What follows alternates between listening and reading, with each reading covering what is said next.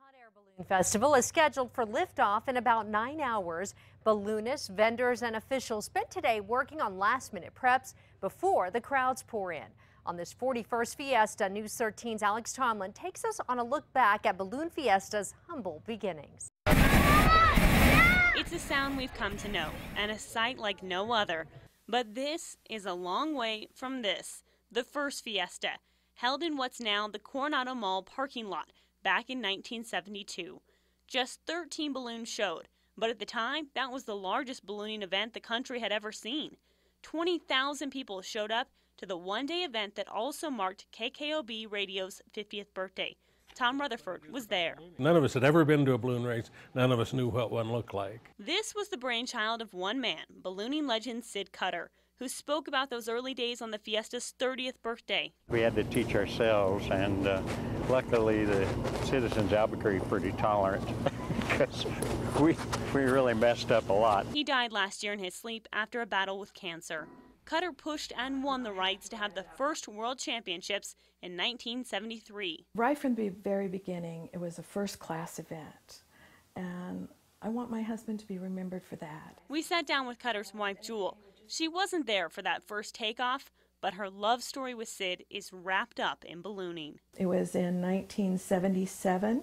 It was during the Fiesta. I met him a week before Fiesta. And my first ride was with him in the Fiesta on Sims Field in 1977. As the years went on, the two ran their own ballooning company and spent every year on the Fiesta field. My favorite spot is to be in the middle of the field where all the balloons are getting ready to inflate for mass ascension, because it has sort of a mystical, magical effect. Cutter says she's proud of how majestic the Fiesta has become over the years, moving from that small parking lot to the fairgrounds and finally to the Fiesta field we know today, going from 13 balloons to more than 1,000 a decade ago, dotting the skyline with the traditional shapes, and then there's the special shapes starting in the late 70s, and adding events from balloon glows to the America's Challenge gas balloon race.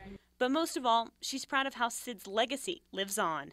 I think the event took on Sid's personality, or vice versa. He was flamboyant, he was energetic, he was charming. And she hopes no one forgets all the people who have made the event what it is today and continue to pour their heart and souls into those 9 days in October that have helped put Albuquerque on the map.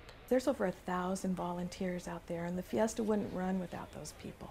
She knows Sid never forgot their hard work and that he's still watching. Do you think he maybe has the best view of all now? I hope so. I'm sure. Alex Tomlin, KRQE, News 13. Last year, Fiesta made history. 345 balloons went up during the mass ascension on Fiesta's first day, breaking the world record for the most hot air balloons launched in a single hour. And as you heard in that story, Balloon Fiesta relies on volunteers, and they would love to put you to work. Officials are looking for extra chase crew volunteers. Now, you have to be 18 or 12 with a parent to help out. You can sign up on the field, but you do have to be there by 5:30 each morning. And if you don't feel like battling the crowds for this weekend, we've got you covered. Saturday and Sunday from 7 to 9 a.m. We'll have complete coverage of the Fiesta events, including the mass ascension in HD.